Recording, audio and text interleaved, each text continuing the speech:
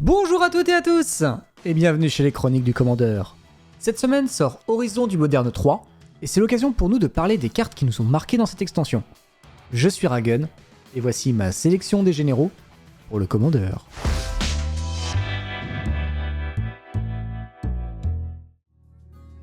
L'extension Horizon du Moderne 3, c'est l'occasion pour les game designers de revenir sur d'anciennes créatures légendaires, et parmi les 32 nouveaux généraux potentiels du set, certains nous ont tapé dans l'œil plus que d'autres. Commençons notre sélection avec un type phare mis à l'honneur encore une fois, les Eldrazi. Ulalek, atrocité fusionnée, apporte une chose que beaucoup regrettaient avec la mécanique carence de la bataille de Zendikar, de la couleur, mais incolore. Cela veut donc dire que vous pouvez enfin jouer toutes les cartes avec ce mot-clé si particulier. Alors oui, on peut trouver des stratégies plus subtiles que de jouer de gros machins bien statés, mais l'ajout de beaucoup de cartes à ce typal, et surtout l'accès à de la couleur, le rend tout de suite bien plus intéressant. Vagabond du vide ressemble fort au fameux Vagabond des pensées, faisant piocher au lancement de celui-ci, avec l'annihilator 1 et une force et une endurance de 4. Cette version est clairement plus offensive, il a beau coûter 7 mana, c'est un avantage dans ce deck, comme on va le voir plus loin dans la vidéo.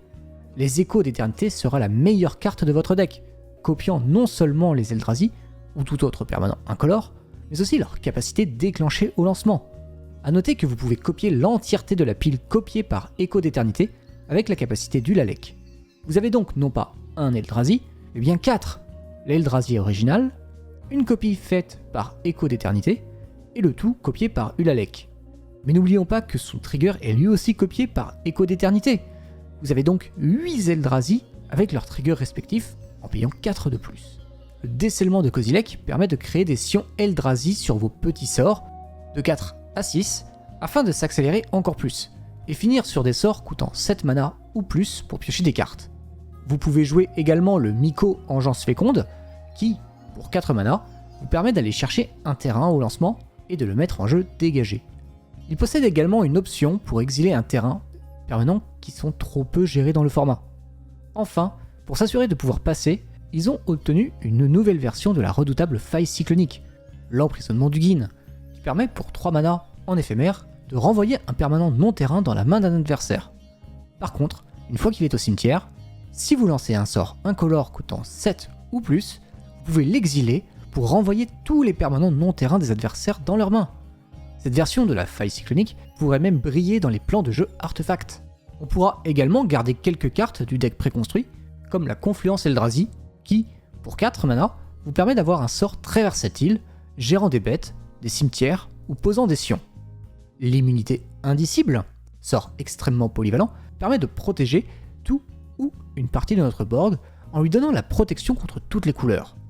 On garde quelques gros Eldrazi bien spongieux, comme le protecteur de la Frayère, qui permet une très bonne récursion en renvoyant un Eldrazi de votre cimetière dans votre main et vous donne du mana via des sions pour les rejouer. On pourrait aussi garder les jumeaux de la discorde, qui empêcheront les créatures de valeur de mana pair ou impair de bloquer vos monstruosités Lovecraftiennes.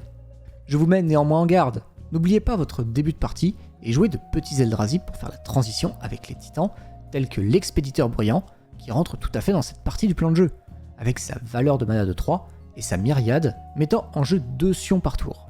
On peut penser aussi au Rumen du vide Happer qui fait 2 mana incolores, au héros de Kozilek qui réduit de 1 les sorts incolores, et cette petite commune qui sera sans doute oubliée qu'est le recycleur Eldrazi, faisant un sion au lancement et à la mort de celui-ci, permettant d'avoir un bloqueur presque gratuit faisant ramper à 3 mana et évitant d'être une fâcheuse cible facile. Pour cette édition, nous avons décidé d'innover, et comme pour les autres généraux de cette vidéo, il y a dans la description une liste pour vous montrer comment monter certains decks. Tous ne sont pas budget, mais cela pourra, je l'espère, vous donner des idées pour monter vos propres decks. Replongez-vous dans vos souvenirs, en 2019 plus précisément.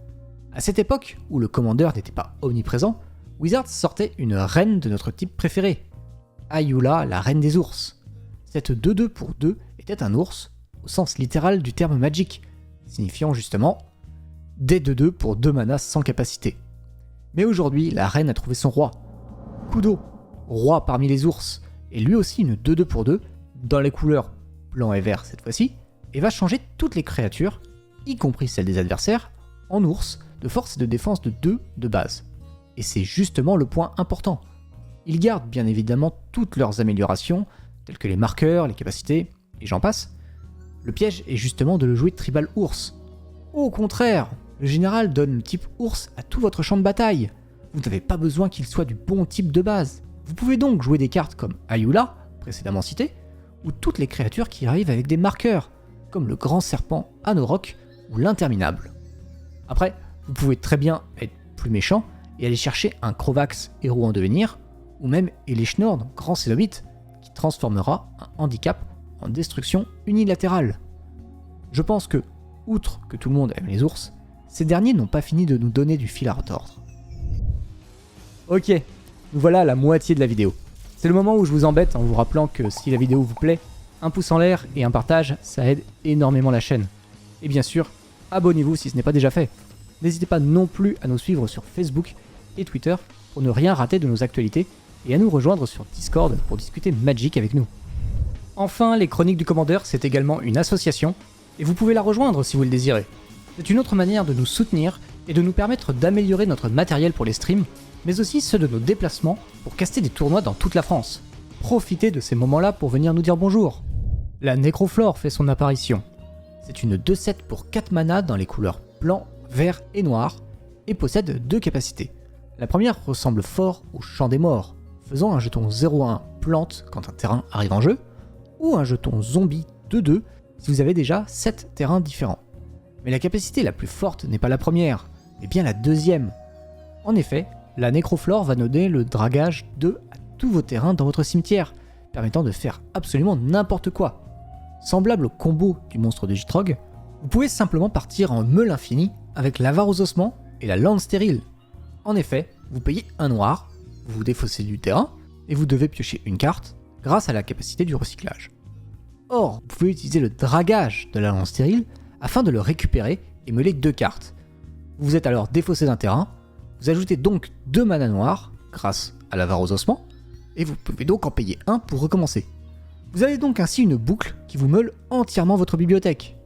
Une fois ceci fait, il ne vous reste plus qu'à réanimer un témoin éternel pour récupérer un tourment de grêle de feu et le jouer à X égale 36. A noter que votre boucle n'est pas complètement infinie. Vous ne pouvez pas draguer et donc récupérer le terrain si vous n'avez pas au moins 2 cartes dans votre bibliothèque. Vous ne faites donc pas du mana infini, seulement une trentaine, mais ça suffit généralement pour gagner. Je vous mets en description une liste de ces générales pour vous donner une petite idée de comment parvenir à gagner avec cette boucle. Après Vren et 6 et Vren et 7, nous avons eu le droit à Vren et le Brise-Royaume. Mais avec tout ça, nous avons oublié le compagnon fidèle de Vren dans les débuts de l'histoire des Horizons du Moderne. 6. C'est maintenant chose faite, avec le nouveau commandant que nous propose Wizards. 6 est un Sylvain, 2/4 pour 3 mana dont 1 mana vert, avec la portée. Quand il attaque, on meule 3 cartes, et on peut mettre ainsi un terrain meulé dans notre main. Mais sa capacité la plus impressionnante, c'est qu'il donne le pistage à tous les permanents non-terrain. Cette vieille capacité du bloc Lorwyn permet de rejouer nos sorts du cimetière en se défaussant d'un terrain, en plus de payer leur coût de mana. Notez que vous pouvez rejouer des enchantements et artefacts, pas seulement les créatures. Nous avons ici un commandant qui joue donc avec 2 choses très fortes, le cimetière et les terrains. A partir de là, on peut partir très loin. Soit on joue mono vert terrain, avec tous les effets de touche d'air, de la rampe, des grosses bêtes et des gros sorts, soit on opte pour de la récursivité en donnant la capacité à tous nos permanents de revenir du cimetière en défaussant un terrain. Cela permet alors de faire beaucoup plus de choses originales, comme un mono vert Storm, jouant des créatures coûtant 0, rejouables du cimetière. Comme précédemment, je vous mets en commentaire une liste pour vous donner une petite idée de ce que je viens de proposer. En parlant du bloc Lorwyn, Sandreline est de retour, bien plus puissante que sa précédente itération. Voici Sandreline, danseuse de flammes, une 4/4 pour 4 mana dont 2 rouges, qui permet de conserver son mana rouge en fin de phase et d'étape. Elle a en plus un effet de sorcellerie qui dit « Si vous lancez ou copiez un sort, défaussez-vous d'une carte et piochez-en une. Puis, si c'est la 2e fois, infligez 2 à chaque adversaire et à leur créature. Et à la 3e fois, ajoutez 4 mana rouges. » A noter que l'effet de défausse puis pioche se déclenchera également à la 2e activation de sorcellerie. Un peu moins forte que Rionia, danseuse du feu, elle s'intégrera tout naturellement à la fête d'un mono rouge Spellslinger. On reste encore un petit peu avec la nostalgie du bloc Lorwyn, avec Roshin, prophétesse rugissante. Une 4/4 pour 4 mana dans les couleurs rouge et vert, et visiblement, elle aime toujours les sorts à X. En arrivant en jeu, vous meulez 6 cartes, et vous en récupérez une dans la main. De la value donc, pour ainsi dire. Ensuite, elle a une capacité de mana comme celle de l'ouvrier métallurgiste. En l'engageant, vous pouvez révéler autant de cartes à X que vous voulez pour ajouter 2 fois ce nombre de mana incolore à votre réserve. Mais vous ne pouvez alors dépenser ce mana que pour payer des sorts à X. Mais qu'importe! Entre les tutors verts comme Summum de la Destruction, ou les blasts du rouge comme la fournaise immolatrice de Jaya, vous avez le choix parmi plus de 200 cartes, et la moitié est tout à fait honnête. Vous avez donc un commandant qui fait en moyenne entre 4 et 6 mana incolores par tour. Je vois très bien un deck mi-ramp, mi-burn, qui profite et abuse du fameux ancien aux fleurs de Nyx, cette créature enchantement qui triple votre mana. On saupoudre de bonnes bêtes rouges et vertes agressives, de moyens de copier des sorts, de beaucoup de terrain, d'elfes à mana, et quelques blasts pour finir, et vous voilà à la tête d'un magnifique deck pour vos parties de commandeur. Et voilà, c'était ma sélection des généraux pour le commandeur. Dites-moi lesquels vous ont le plus marqué dans cette extension. Personnellement, ma préférence va actuellement à Nadu, dont vous retrouverez quelques conseils sur la vidéo dédiée au duel commandeur, et bien sûr la Nécroflore, avec son potentiel de boui-boitage infini, ou presque. N'hésitez pas à me faire part de votre ressenti dans les commentaires de cette vidéo. On les lit tous et on répond à vos questions. On se retrouvera très vite pour la suite de ce top, qui sera consacré aux cartes pour le main deck.